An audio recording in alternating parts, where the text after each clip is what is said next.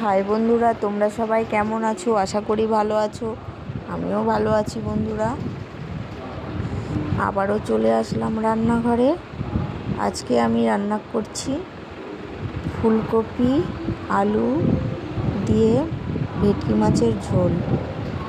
মাছ ভাজা প্রায় কমপ্লিট হয়ে গেছে। এখন আমি এক এক করে নামিয়ে নিচ্ছি। দেখতেই পাচ্ছ বন্ধুরা, মাছ ভাজা কমপ্লিট। এখন মাছ ভাজার তেলে এখন ফুলকপি দিয়ে দিচ্ছি। ফুলকপি ভাজা হয়ে গেছে বন্ধুরা, প্রায় হালকা ভেজেছি, বেশি ভাজিনি। ফুলকপি ভাজা হয়ে গেছে, এখন আমি নামিয়ে নিচ্ছি। কড়াই গরম হয়ে গেছে, এখন দিয়ে দিলাম তেল। তেলটা দেওয়ার পরে নেড়ে নিচ্ছি ভালো করে।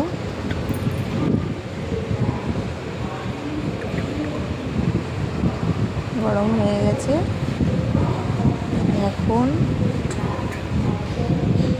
এখন দিয়ে দিচ্ছি আলু। আলু দেওয়ার পরে আলুটা ভেজে নেব। আলু ভাজা হয়ে গেছে প্রায়, সে আলুও হালকা ভেজে নিয়েছি। এখন নামিয়ে নিচ্ছি।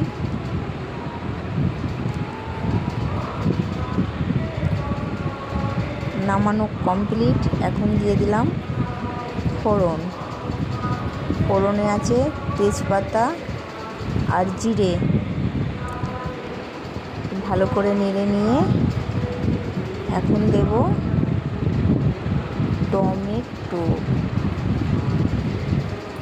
টমেটো দেওয়ার পরে এখন দেব মশলা দিয়ে এখন একটু নেড়ে নেব। নাড়ার পরে এখন দেব নুন দেওয়ার পরে আবার একটু নেড়ে নিলাম, ভালো করে একটু নেড়ে নিলাম। এখন দেব হলুদ দেওয়ার পরে একটু নেড়ে নিলাম। তারপরে দিলাম লঙ্কার গুঁড়ো।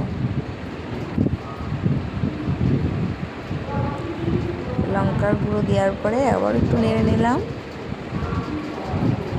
এখন দেব হচ্ছে জিরের গুঁড়ো।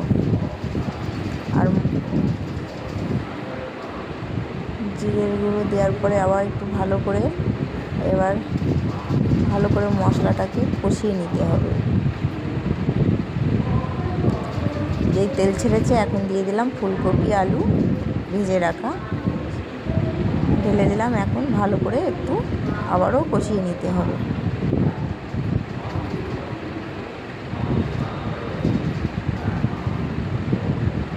এবার আমার সেই ফুলকপি আলু কষানো কমপ্লিট। এখন ভালো করে কষানো কমপ্লিট হয়ে গেছে প্রায়। এখন দিয়ে দেবো হচ্ছে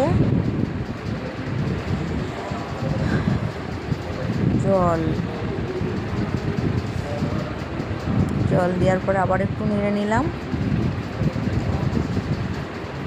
দিয়ে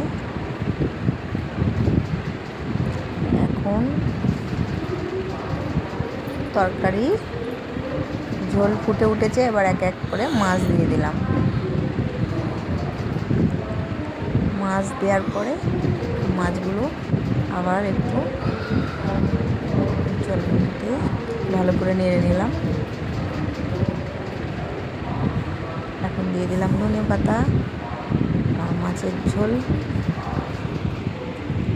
প্রায় কমপ্লিট হয়ে গেছে। এবার আমি নামিয়ে নেব। হয়ে গেছে বন্ধুরা। টাটা বন্ধুরা, রেখে দিচ্ছি। ভালো লাগলে একটু লাইক কমেন্ট শেয়ার করুন।